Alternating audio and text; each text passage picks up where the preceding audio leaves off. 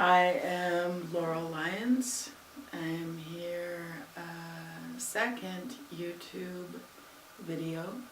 I want to thank Genevieve Munoz for doing this effort for me and for encouraging me and extending her purpose to support me here today. I have given thought once again to what it is that I will share, and the thought escapes me. And so the feel of what I have to share today that comes up is the overall feel of where we are in these things that are called timelines, or the times that we live in. And time, I know I hear from a lot of people, I know that I experience my own, what feels like I'm not tracking time. That time is elusive, that time is wasted, that before I know it, it's 9 o'clock at night. And the sleep realm, before I know it, I'm waking up and it's the next morning.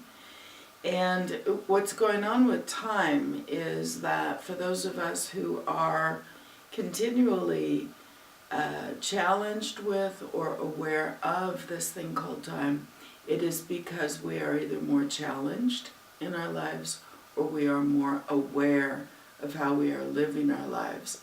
I don't think that a thing called time has changed, because I recognize that a thing called the days, the sun cycles, the moon cycles, the planetary cycles, the seasons cycles have not so much changed. We as humankind, earthlings, beings, are changing. And in that we are witnessing in a closer view what goes on around us, or we're detaching at a greater scape of what it is that is going on or not.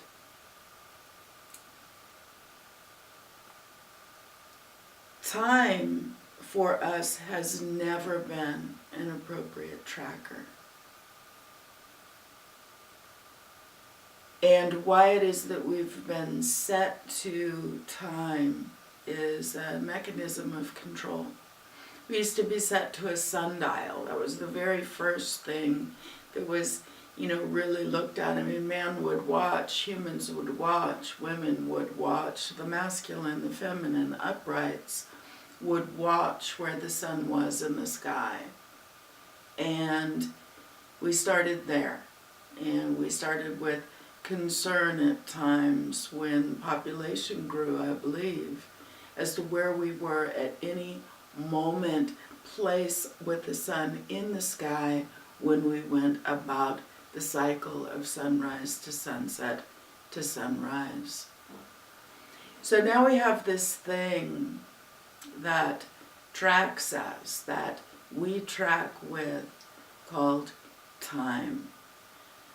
Calendars and seasons that very few check into. It's mainly time. What day of the month is it? Time. When does the alarm clock go off? Time. When do I need to be in bed by? Time. Where should I be at this time? I'm sitting on a freeway instead of going home. Time. This meeting is taking way too long. Time. I don't have enough of it. Time. How quickly did my children grow up?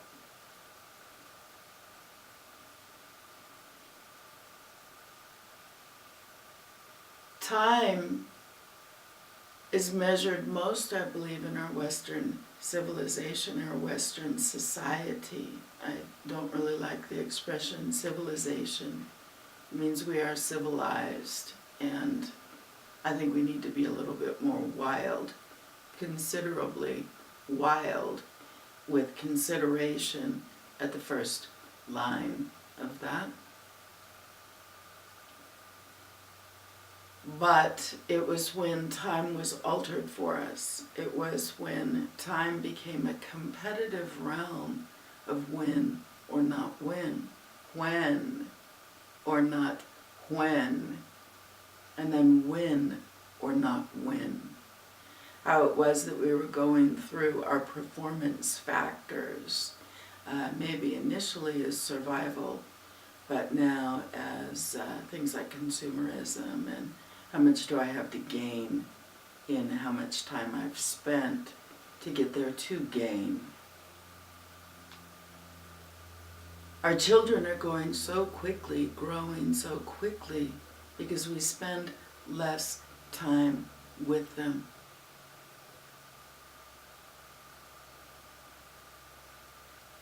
So it feels like everything's moving faster. Even for young ones. Young ones used to be so bored so easily, and the internet and technology and video games and things like that have even looped them out of time, the time that they used to call bored.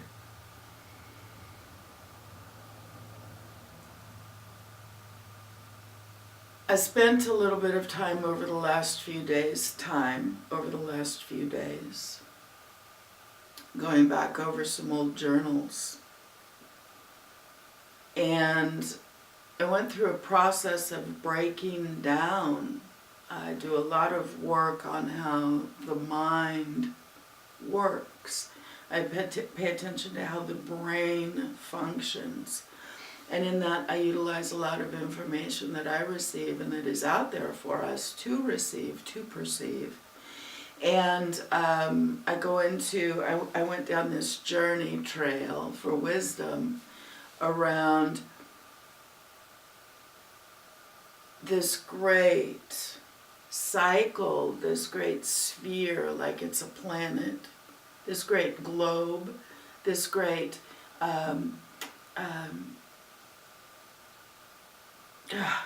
this great thing called the skull and the brain, the skull and what's inside of it, the skull and this circulatory system, this cycle system of the crown chakra.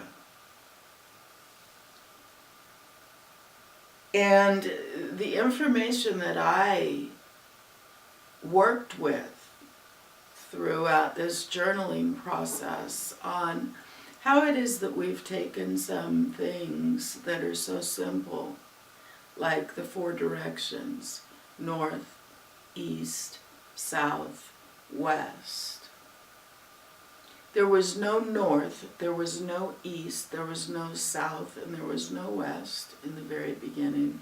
There was sunrise, sunset, and the original uprights on the planet utilized sunrise and sunset to get them places and to figure out when they needed to be in the places at what spot in the sky the sun was, what time of the moon cycle they could travel by night. And back then, uprights did not need anything called a compass. They didn't need anything called a map. Granted, they didn't travel as far and as wide as we do now.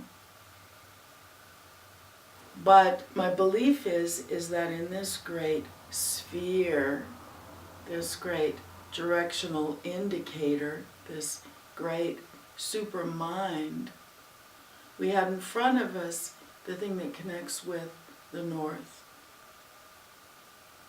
We have to the sides of us these things that innately and intuitively, instinctively may have tuned into east, west, depending on what side of the earth we were born on, top or bottom, as the great,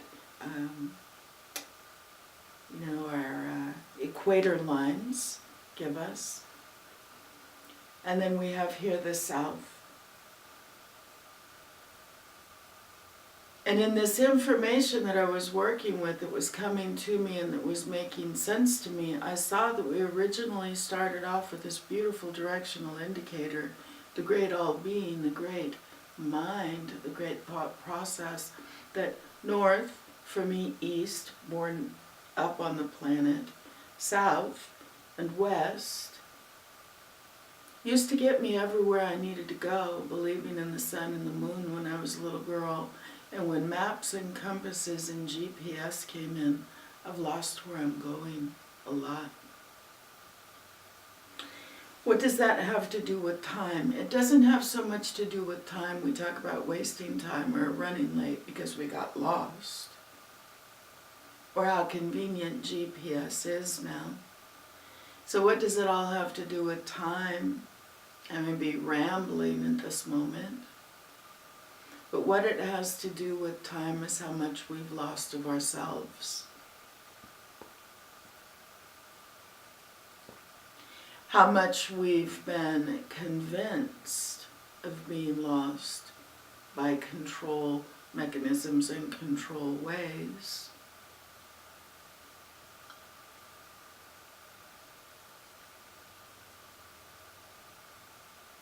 And this great intellect that we've worked with, that my devotion is to get us back into a greater intellect here and here and here.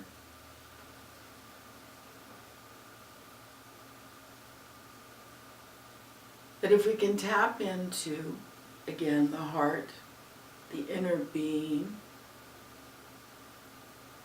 the inner knowing, the outer wisdom, the inner wisdom, the availability of more knowledge,